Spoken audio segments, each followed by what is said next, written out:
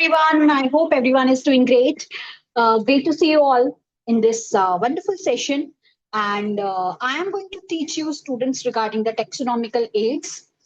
तो ये जो चैप्टर है ये आपका ग्रेड 11 का चैप्टर है और इसमें हम जो बेसिकली जो फर्स्ट चैप्टर है डाइवर्सिटी ऑफ लिविंग ऑर्गेनिजम्स उसी में जो है ये टेक्सोनॉमिक एड्स के बारे में हम जानते हैं।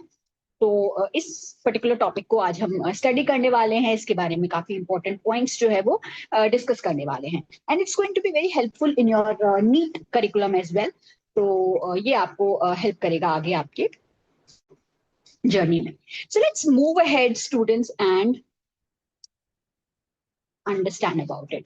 तो टेक्सोनॉमिक एड्स की जहां हम बात करते हैं तो ये कहीं ना कहीं हेल्पफुल किस फील्ड में है, किस तरीके से जो टेक्सोनॉमिक एड से मतलब है कि जो प्लांट्स हैं या जो एनिमल्स हैं, राइट, उनको एक पर्टिकुलर प्लेस पे प्रिजर्व करना, उनको मतलब संरक्षित रखना, ताकि हम कभी भी कोई भी ऑर्गेनिज्म को आइडेंटिफाई कर सकें, उसको जान सके कि ये पर्टिकुलर ऑर्गेनिज्म जो है वो कैसा है, इसकी लीव्स कैसी हैं, या फिर कोई एनिमल है तो उसके अंदर विंग्स कैसे हैं, तो उसके बेसिस पे हम आइडेंटिफाई कर पाए, या फिर किसी भी एनिमल को प्रिजर्व करना उसके पर्टिकुलर नेचुरल हैबिटेट्स की। तो ये किस लिए हेल्पफुल है? ये कहीं ना कहीं आइडेंटिफिकेशन में हेल्प करेगा, एग्रीकल्चर में हेल्प करेगा, फॉरेस्ट्री डिपार्टमेंट में जो है ये हेल्पफुल है, इंडस्ट्रियल डिपार्टमेंट में भी हेल्पफुल है कि किस तरीके से इंडस्ट्रियल प्रोडक्ट्स को जो है वो अटेन किया जा सकता है एनिमल्स के थ्रू, प्लांट्स के थ्रू।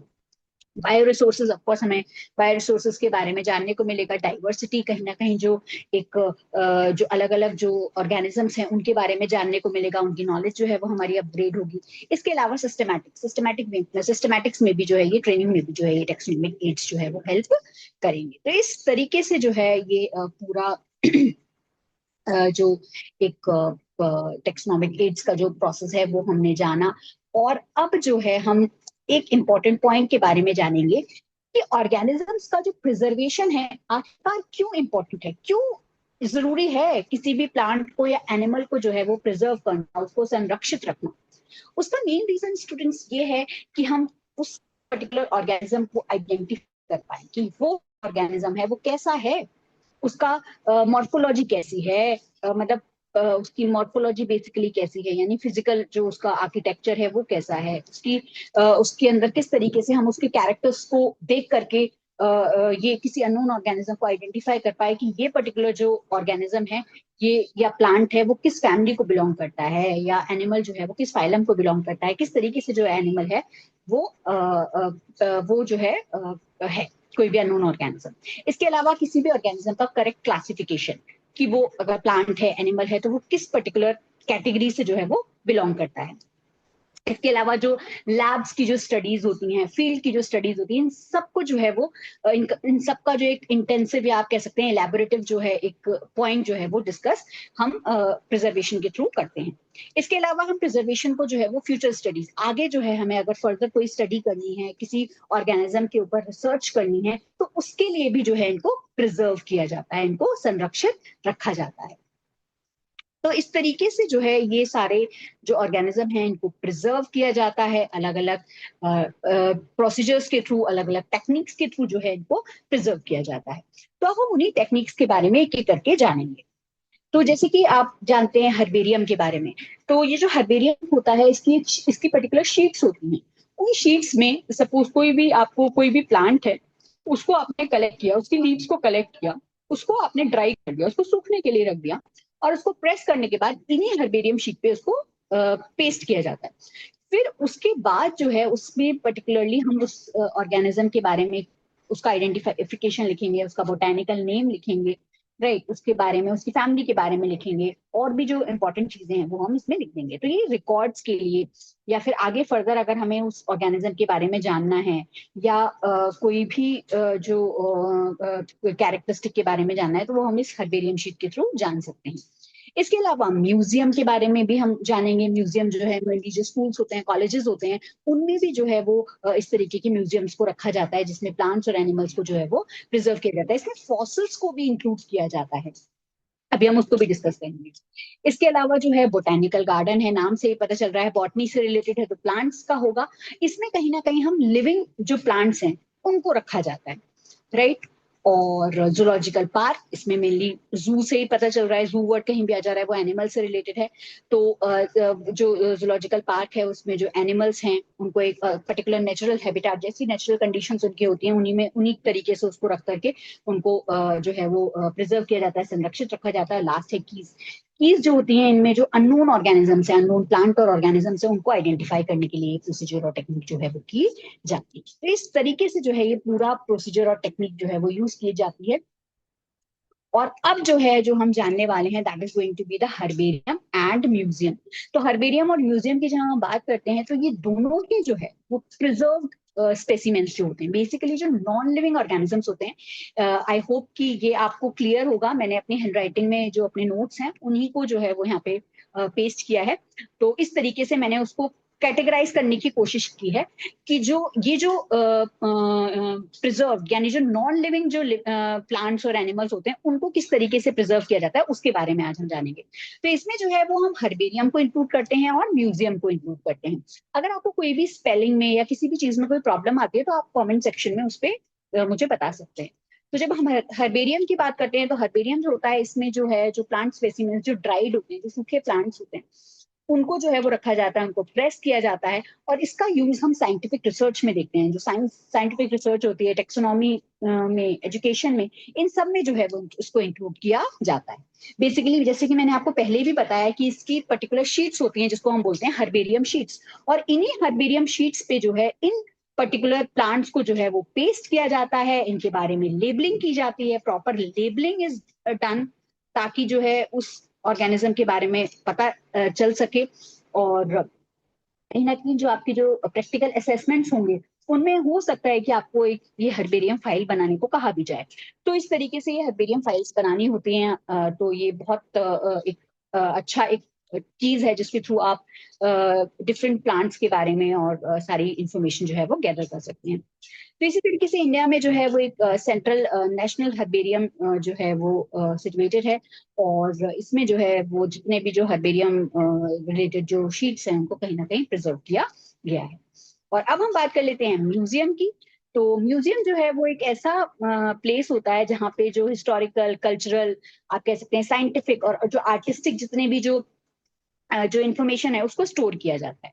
ठीक है। इसके केस में जो है मेनली जो है इसके केस में प्लांट्स को, एनिमल्स को, फॉसिल्स को जो है वो प्रिजर्व किया जाता है। इसमें भी हम नॉन लिविंग यानी जो प्लांट्स, एनिमल्स और जो फॉसिल्स हैं वो जो नॉन लिविंग है उन्हीं को जो है वो प्रिजर्व किया जा रहा है। तो बेसिकली जब हम इसकी माउंटिंग देखते हैं तो माउंटिंग जो है वो ड्राई भी हो सकती है और जार्स में भी की जाती है। जैसे कि आपने जो अगर कभी आप अपने स्कूल की या कॉलेजेस की जो लेबोरेटरीज होती हैं वहां पे आपने विजिट किया हो तो वहां पे जो है वो आपको एक सोल्यूशन के अंदर जो है वो ऑर्गेनिजम्स को दिखाया जाता है।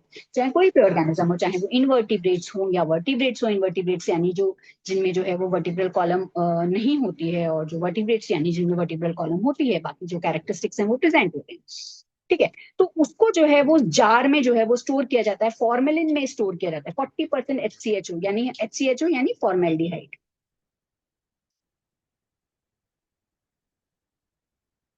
फॉर्मेल्डिहाइड के सोल्यूशन में जो है वो इनको प्रिजर्व किया जाता है।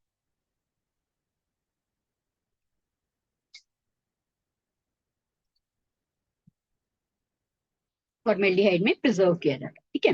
और दूसरा ड्राई फॉर्म में जब हम बात करें तो शीट्स में जो है वो जैसे कि हर्बेरियम शीट्स में, इसके अलावा H2O2 की फॉर्म में भी, H2O2 यानी हाइड्रोजन पेरोक्साइड। ठीक है। और जो फॉसिल्स होते हैं उनको ब्रशेस और जो वो होते हैं रेजिन होते हैं उनके लेबल्स में जो है वो उसको स्टोर या प्रिजर्व किया जाता है। तो इस तरीके से जो था ये था म्यूजियम के बारे में और हर्बेरियम के बारे में। तो अब जो है हम जानेंगे जो लिविंग जो प्लांट्स और एनिमल्स होते हैं उनको कैसे प्रिजर्व किया जाता है, कैसे उनका प्रिजर्वेशन जो है वो देखा जाता है। तो जब हम लिविंग प्लांट्स और एनिमल्स की बात करते हैं तो उनमें होता है आपका बोटेनिकल गार्डन और जूलॉजिकल पार्क। बोटेनिकल गार्डन नाम से ही पता चल रहा है कि बेसिकली इसमें जो लिविंग प्लांट्स होते हैं उनको जो है वो रखा जाता है, उनका उनको अच्छे से उनको कंजर्व किया जाता है बेसिकली। तो कंजर्वेशन का एक इम्पॉर्टेंट पॉइंट है ये। और इसमें जो है वो जो प्लांट्स होते हैं उनको एजुकेशन पर्पज से भी देखा जा सकता है। आप कभी जिसे आपने देखा हो तो एजुकेशनल पर्पजेस से इसको यूज किया जाता है। रिसर्च में बहुत इंपॉर्टेंट रोल है कि जब आप किसी भी पर्टिकुलर प्लांट के बारे में रिसर्च करने वाले हैं तो उसके बारे में एक एक आपको आइडिया हो सकता है इस बोटेनिकल गार्डन के थ्रू। इसके अलावा कंजर्वेशन का तो ऑफ कोर्स कि उस प्लांट को कंजर्व करने के लिए, उसको बचाने के लिए जो है वो इस बोटेनिकल गार्डन में कंजर्व करते हैं। तो यही चीज मैंने इसमें इंक्लूड किया। रिक्रिएशन पर्पज से भी बहुत से लोग बोटेनिकल गार्डन्स को विजिट करते हैं और इस तरीके से जो है ये बोटेनिकल गार्डन के बारे में जानते हैं। अब हम बोटेनिकल गार्डन्स की बात करें तो ये क्यू गार्डन्स जो है वो यूके में है, उत्तराखंड में है। इसके अलावा इंडियन बोटेनिकल गार्डन है जो कि हावड़ा में सिचुएटेड है इंडिया में। इसके अलावा एनबीआरआई जो कि है national botanical research institute, Lucknow में। यूपी के लोग काफी इसके बारे में जानते होंगे, यहाँ पे काफी अच्छा काम होता है रिसर्च के पर्पज से। It's best institute. तो इस तरीके से जो है ये एनबीआरआई लखनऊ में भी इस तरीके से बोटेनिकल गार्डन जो है वो मौजूद। अब हम बात करते हैं जूलॉजिकल पार्क की। तो जूलॉजिकल पार्क की जब हम बात करते हैं तो इसमें जो है वो लिविंग एनिमल्स को जो है वो रखा जाता है और उनको जो है वो पब्लिक डिस्प्ले के लिए रखा जाता है। आप जू विजिट करते हैं और बाकी पर्पजेस के लिए, इसके अलावा स्टडी के लिए। इसके इसके अलावा भी स्टूडेंट्स, इसका जो रोल है वो हम कहीं ना कहीं इंडस्ट्रियल लेवल पे भी देखते हैं कि अगर कोई इंडस्ट्रियल प्रोडक्ट्स को जो है वो अटेन करना है तो उसमें भी जो है जूलॉजिकल पार्क्स को जो है वो यूज किया जा सकता है।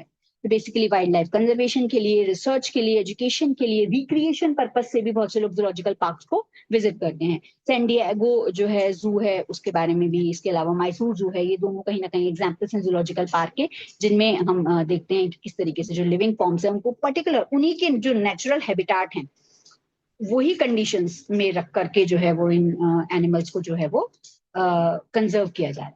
तो ये दोनों कुछ ऐसे इंपॉर्टेंट पॉइंट्स थे जो कि लिविंग प्लांट्स और एनिमल्स का एक टेक्सोनोमिक एड है। तो ये थी इससे रिलेटेड बातें। और हम लास्ट में जाने वाले हैं कीज के बारे में। तो कीज भी एक important characteristic based taxonomic aid है स्टूडेंट्स। इसमें जो है हम टेक्सोनॉमी के बारे में यूज करते हैं। इसमें हम ऑर्गेनिजम्स को आइडेंटिफाई करते हैं, उनको क्लासिफाई करते हैं उनके कैरेक्टरिस्टिक्स के बेसिस पे। ठीक है। अब वो कैरेक्टरिस्टिक्स जो हैं वो हम उनमें जानते हैं कि किस तरीके से कोई अननोन प्लांट और एनिमल है, उसको आइडेंटिफाई करने में जो है इसका एक इंपॉर्टेंट रोल होता है। अब इसमें हम कॉन्ट्रास्टिंग फीचर्स जो है वो ले सकते हैं। अभी हम उन कॉन्ट्रास्टिंग फीचर्स के बारे में डिस्कस करेंगे कि किस तरीके से दो कॉन्ट्रास्टिंग ट्रेड्स को लेकर के कीज जो है वो किसी अननोन प्लांट और एनिमल को आइडेंटिफाई करने में हेल्प करती है। आइए जानते हैं इन टाइप्स ऑफ कीज के बारे में। तो जब हम टाइप्स ऑफ कीज की बात करते हैं स्टूडेंट्स, ये एक एडिशनल पॉइंट है जो कहीं ना कहीं आपकी एनसीईआरटी में नहीं दिया, लेकिन आपको एक आइडिया होना चाहिए। जैसे कीज जो है वो कहीं ना कहीं बिल्कुल लास्ट में एक पैराग्राफ की फॉर्म में एनसीईआरटी में गिवन है, तो आप इसके बारे में जान सकते हैं। मैंने इसको एलैबोरेट किया ताकि आप एक एक्स्ट्रा नॉलेज लेकर के इसको मतलब आप समझ सकते हैं। तो जब हम कीज की बात करते हैं तो इसमें होती है डाइकोटोमस की, जो कि काफी कॉमन होती है। इसमें दो कंट्रास्टिंग स्टेटमेंट्स जो है वो मौजूद होते हैं, जिसको हम कपलेट्स भी बोलते हैं। तो बेसिकली लीव्स हैं। तो लीव्स जो है वो निडल लाइक भी हो सकते हैं, निडल की तरह भी हो सकते हैं, जैसे कि हम पाइन पाइन जो ट्रीज होते हैं उनमें देखते हैं। इसके अलावा ब्रॉड हो सकती हैं, ब्रॉड मतलब चौड़ी लीव्स हो सकती हैं। तो उन्होंने पर्टिकुलर इसमें नंबरिंग की हुई है कि जो लीव्स निडल लाइक हैं वो नंबर 2 पे हैं, और जो लीव्स जो ब्रॉड लीव्स हैं वो जो है कहाँ पे मौजूद है, नंबर 3 पे मौजूद है। तो इस तरीके से दो कंट्रास्टिंग फीचर्स हो गए, लीव्स के ही दो कंट्रास्टिंग ट्रेट्स हमें देखने को मिल गए, निडल लाइक और ब्रॉड। तो इस तरीके से ये हो गई डाइकोटोमस। डाइकोटोमस मतलब एक ही लीफ के दो पर्टिकुलर कॉन्ट्रास्टिंग ट्रीज, उनको कपलेट्स की फॉर्म में ले लिया। ठीक है। अच्छा, ब्रैकेटेड का मतलब होता है कि इसमें क्या है कि दोनों जो है वो एक साथ मौजूद हैं, यानी विद नंबर प्रेफरेंस। अब विंग्स की हम बात करें तो विंग्स एक ही हैं, लेकिन विंग्स प्रेजेंट हैं किन एनिमल्स में और विंग्स प्रेजेंट नहीं है।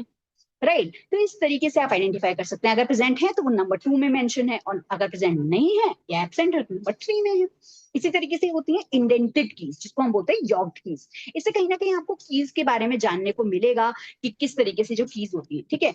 आप इसको चाहें तो आप अपने जो आपके जो टेस्ट होते हैं या फिर जो एग्जाम्स होते हैं उनमें आप इसमें आंसर को कोड कर सकते हैं। तो स्टेटमेंट्स की जब हम बात करते हैं तो इसमें चॉइसेस होती हैं, आइडेंटिफिकेशन किया जाता है ट्रीज का। सपोज लीव्स जो है वो लोब्ड हैं, तो वो किसमें देखा जाता है, ये कहीं ना कहीं कट हो गया है। वो जिस समय मैं लिख रही थी, तो ओक जो ट्रीज होता है उसमें जो लीव्स होती हैं वो लोब्ड होती हैं। तो इस तरीके से मान लो आपको आइडेंटिफाई करना है, तो पहले आप लीव्स के बारे में चलते चले। ठीक है।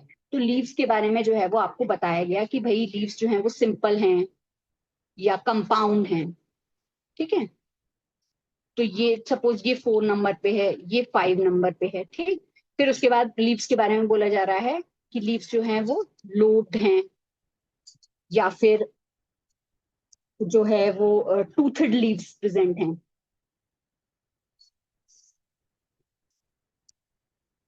है ना, इस तरीके से जो है वो लीव्स जो है वो प्रेजेंट होती हैं। तो ये जो पर्टिकुलर पॉइंट है ये मैंने इसमें इंक्लूड करने की कोशिश की है। I hope that is clear with you all, and so let's move on to the, let's finish it up, and so that is about this. And thank you very much. Keep learning, keep shining, and most importantly, my dear students, keep smiling. So that's it. Bye bye. See you in the next session.